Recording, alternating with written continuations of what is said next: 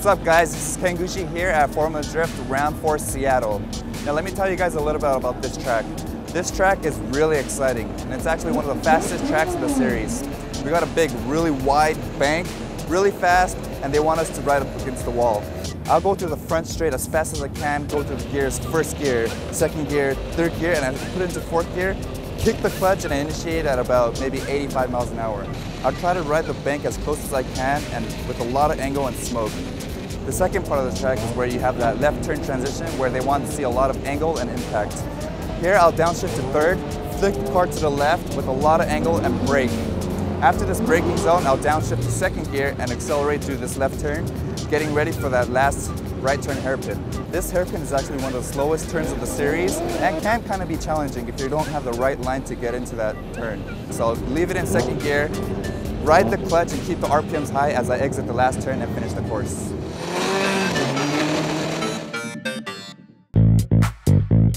It's kind of a weird thing, to be honest, to be a competitor in Formula D because the atmosphere around the pits is pretty chill. Everybody's friends with everybody, you know? Like Ken and I hang out, you know, a lot of teams have dinner together. I know I go surfing with Reese and Di, and but then once the helmet goes on, it's just battle as usual.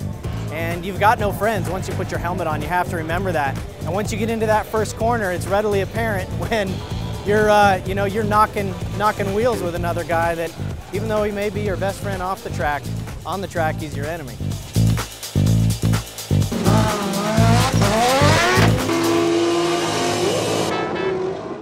Hey, what's up guys? So we are now finished with Formula D Round 4 Seattle. So let me start off with the top 32.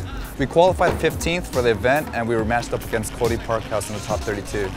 Cody is an excellent driver. He's been coming up really fast in the grassroots level all the way to the professional level in the Formula Drift Series now.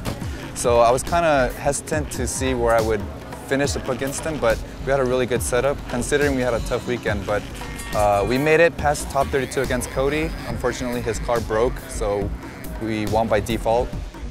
All right, first run in the top 32 is against Forrest. And Forrest is in a supercharged G35.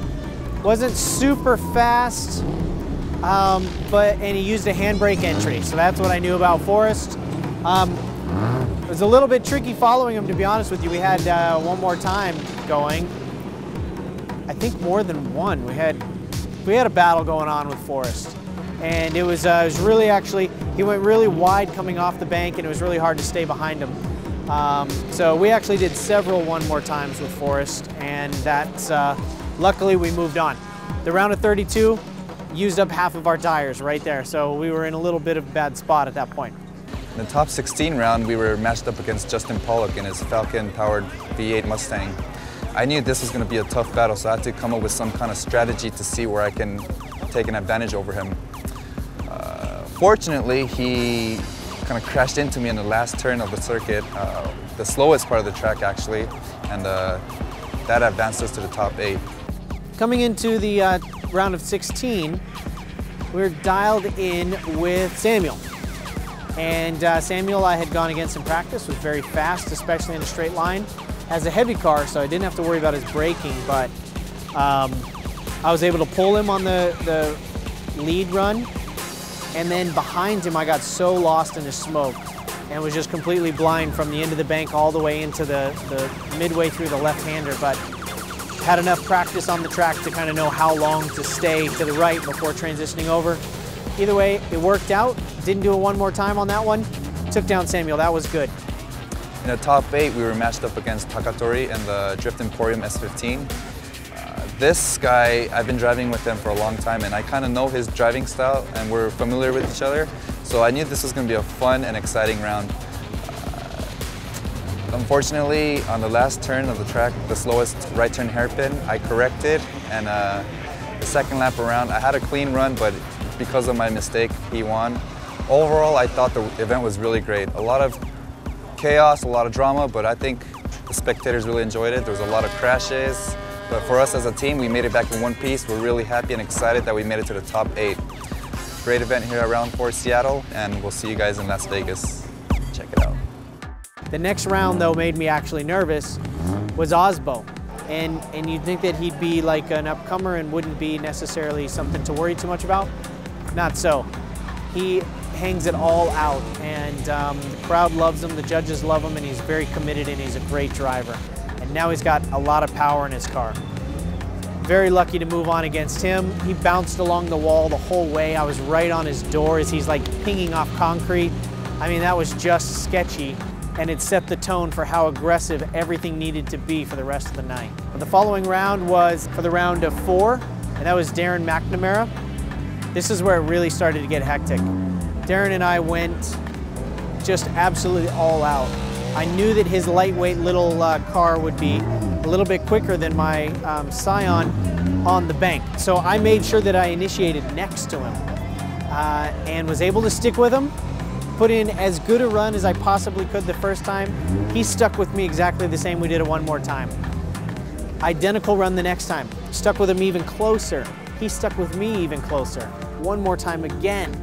So now we're on our basically second to last set of tires.